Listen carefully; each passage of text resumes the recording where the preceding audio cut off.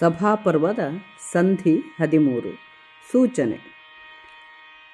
ಕಾಲಪಾಶಾಕರುಷದಲ್ಲಿ ಭೂಪಾಲನಿಂದ್ರಪ್ರಸ್ಥನಗರಿಯ ಬೀಳುಕೊಂಡನು ಬಂದು ಹೊಕ್ಕನು ಹಸ್ತಿನಾಪುರವ. ಕಾಲಪಾಶವು ತನ್ನನ್ನು ಎಳೆಯಲು ಯುಧಿಷ್ಠಿರನು ಇಂದ್ರಪ್ರಸ್ಥ ನಗರವನ್ನು ಬಿಟ್ಟು ಹಸ್ತಿನಾಪುರವನ್ನು ಹೊಕ್ಕನು. ಕೇಳು ಜನಮೇ ಜಯಧರೇತ್ರೇ ಪಾಲ ಕೌರವರಾಯನೆತ್ತಲು ಮೇಲು ಮುಸುಕಿನ ಹೊತ್ತದು ಗುಡದ ಹೊಗರ ಹೊಗೆ ಮೊಗದ ತಾಳಿಗೆಯ ನಿರ್ದ್ರವದ ಮತ್ಸರದೇಳಿಗೆಯಲೆ ಕಡಿಯ ಮನದ ನೃಪಾಲ ಹೊಕ್ಕನು ನಡುವಿರುಳು ನಿಜ ರಾಜ ಮಂದಿರವಾ. ಆರತಿಯ ಗಣಿಕೆಯರ ಸುಳಿವು ಪಾರತಿಯ ದಾದಿಯರ ಪಾಯವಧಾರು ಸೂಳಾಯುತರ ಮಂಗಳ ವಚನದೈದೆಯರ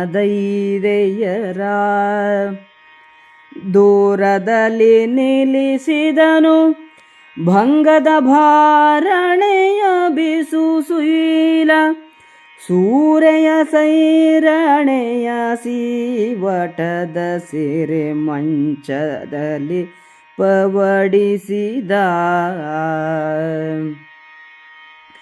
ಭಾನುಮತಿ ಬರೆ ಮುರಿದ ಮುಸುಕಿನ ಮೌನಿ ನೂಕಿದ ನಿರುಳನುದಯದ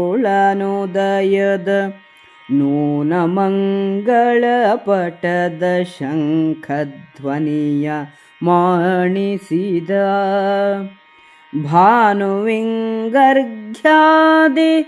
ಕೃತ್ಯವನೇನು ಮನ್ನಿಸದೆ ಚಿತ್ತದೊಳೇನ ನೆನೆದನು ಭೂಪನಿದ್ದನು ಖತಿಯ ಭಾರದಲ್ಲಿ. ಬೇಟೆನಿಂದುದು ಗಜ ತುರಗದೇರಾಟ ಮಾಡುದು ಖೇಳಮೇಳದ ತೋಟಿಯಲ್ಲಿಯದಲ್ಲಿ ಕವಡಿಕೆ ನೆತ್ತ ಮೊದಲಾದ ನಾಟಕದ ಮೊಗರಂಬವೆನಿಪ ಕವಾಟ ತೆರೆಯದು ಹೊಕ್ಕ ಸೂಯದ ಕೋಟಲೆಯ ಕಡು ಹೋಟ ಕವರಿತು ನೃಪನತನು ಮನವಾ. ದ್ರೋಣ ಭೀಷ್ಮಾದಿಗಳು ಸಮಯವ ಕಾಣರುಳಿದ ಪಸಾಯ್ತು ಸಚಿವ ಶ್ರೇಣಿ ಬಾಗಿಲ ಹೊರಗೆ ನಿಂದುದು ಮತ್ತೆ ಮನೆಗಳಲ್ಲಿ ಕಾಣೆನೊಳ ಪೈಕದ ಸುವೇಣಿಯ ರಾಣಿಯರ ದುರ್ಮನದ ಬೆಳಸಿನ ಕೀಣಿಯನು ಕೈಕೊಂಡನೊಬ್ಬನೆ ಕೌರವರ ರಾಯ. ಜನಮೇಜಯನೇ ಕೇಳು.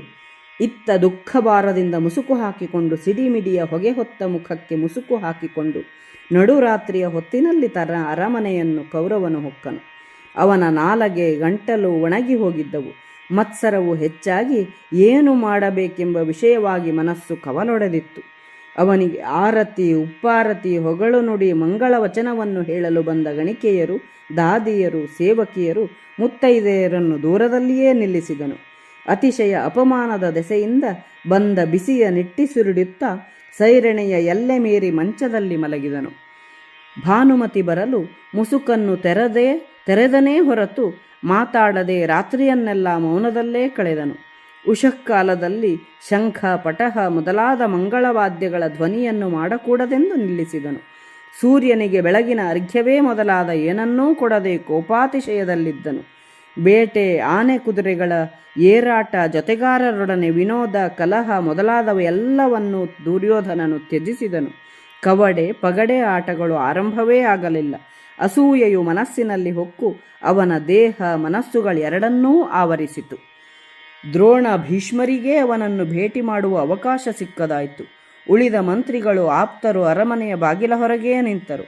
ಕೌರವನ ಭವನದಲ್ಲಿ ರಾಣಿಯರೇ ಬರುವಂತಿರಲಿಲ್ಲ.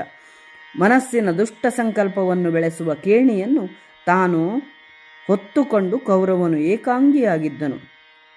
ಕೇಣಿ ಅಂದರೆ ತೋಟದಲ್ಲಿರುವ ಬೆಳೆಯನ್ನು ಒಂದು ಗೊತ್ತು ಮಾಡಿದ ಹಣಕ್ಕೆ ತೆಗೆದುಕೊಳ್ಳುವುದು.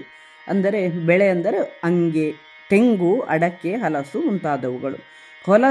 ಹೊಲದೊಳಗೆ ಇದ್ದ ಫಸಲನ್ನು ಇಷ್ಟು ಎಂದು ಒಂದು ಮೊತ್ತಕ್ಕೆ ಕೊಂಡುಕೊಳ್ಳುವುದಕ್ಕೆ ಕೇಣಿ ಎನ್ನುತ್ತಾರೆ.